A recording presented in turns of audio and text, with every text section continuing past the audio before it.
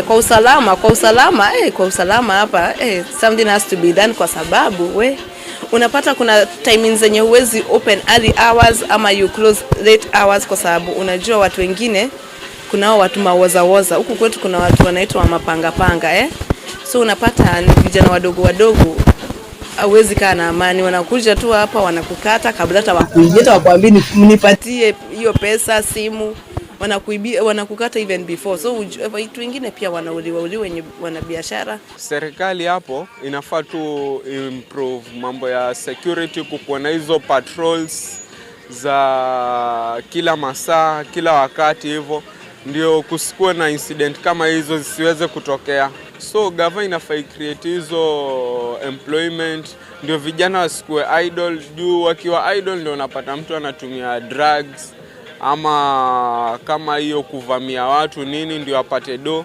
Lakini sasa government inafaa ishughulikie mambo kama hizo. Kwa kazi hakuna, hata kwingine huwa inasababisha vitendo kama hivyo vya uhalifu kuja kutatiza hata wengine ambao wana shughuli zao za biashara, na ni sababu ya kuwa kuna upungufu wa ajira.